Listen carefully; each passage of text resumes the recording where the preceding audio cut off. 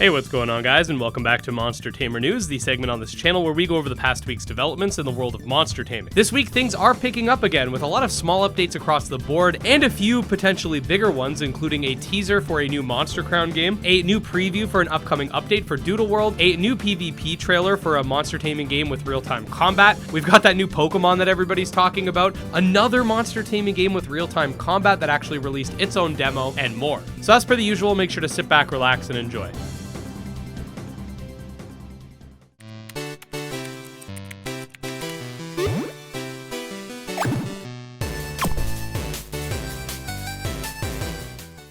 Alright, so first things first, and special thanks to my buddy Cirque for bringing this to my attention. The Monster Crown team is teasing some strange letters that supposedly take place in the distant future after the events of the original Monster Crown game. Apparently, this isn't a teaser for Monster Crown 2, but is a Monster Crown game, but also it can't be a prequel because it takes place after, and it's not a DLC because they said it's a new game, so I don't know if maybe these letters are a teaser for a second Monster Crown game that isn't necessarily Monster Crown 2, in the same way that Nexomon Extinction isn't officially called Nexomon 2. We just tend to call it that for simplicity, but it does in fact take place thousands of years later. So it could be something like that, but only time will tell.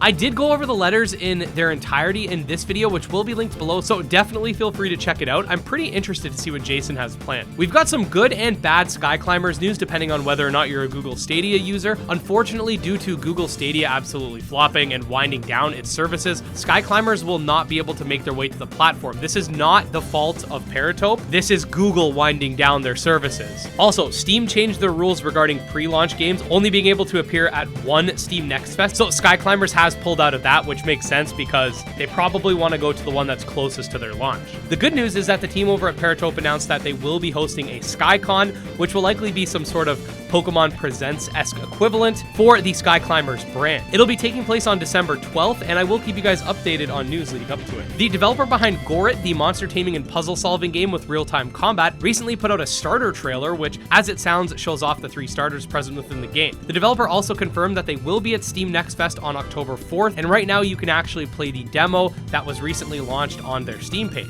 I'm going to be doing a showcase for you guys, either playing through the demo on stream or pre-recorded. We're yet to be decided on that, but either way, I'll keep you guys in the loop about this game, and definitely check it out. It's linked below. Alright, so a lot of people have been memeing on the brand new Pokemon reveal for Scarlet and Violet, that being the water-type Pokemon Wiglet, which, no, is not a Paldean variant for Diglett, but instead just something that looks like it. I guess it's kind of like how Pikachu has a bunch of versions of itself across separate regions. Now we got Diglett. This one looks more like a worm, or I don't know, something else. I'm not Loxton, guys. But, I mean, it's all right, I guess. Kind of dirty to have this and Diglett in the same game, is my opinion, but whatever. Also, something I've noticed is that there's actually not a whole lot of information about Paldean forms in general. Off the top of my head, I think Wooper was the only one that was confirmed, so perhaps we'll be getting new ones before launch. But either way, if you want to stay up to date, here's the place to be. The developers behind Cubers, another monster taming game with real-time combat, recently put out a devlog regarding their alpha, which is currently in the works as we speak. The 6-minute presentation showcases the new open world. They explained that the alpha will feature new monsters, quests, exploration, etc.,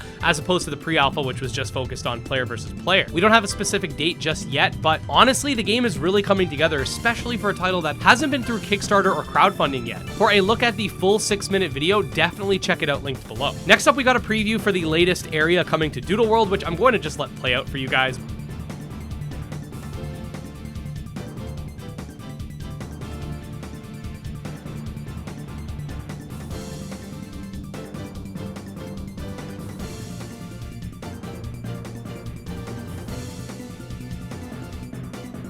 Next, it's time for the rapid fire section of today's video where we go over the updates that don't require lengthy explanation. First things first, Crema has announced that Temtem officially crossed 1 million players, which presumably means the game sold 1 million copies, which is huge for the indie monster taming scene, and hopefully we'll be able to see more games cross that threshold. Here we have a brief look at a new area for Zokai in the works. Here we get to see the interior for the Disc Cafe in Disc Creatures World. we got a short clip showcasing the new monsters present in the latest Pixels Digital Creatures update. The Mythcaller dev has confirmed that more content than initially planned will be coming to the demo when it launches. Here we have a look at what the family trees and Biomancer look like. The new Chain Monsters demo will be launching on Thursday at 7 p.m. CET. We've got a new Gremlin for Gremlin's Tale, sort of rocking that Halloween vibe for the October season. We've got a new rubber type monster for Moncraft. The Drugimon dev wants to know if he should add this mon, Sigret, into Drugimon as a parody of Wiglet, and I say, hell yes. Here's a brand new monster for Project Animon, another story, the game being developed by the Pokemon Xenoverse devs. We get our first look at Dokimon's art. And finally, last but not least, we got a short clip of the battle skills present within Nanokin.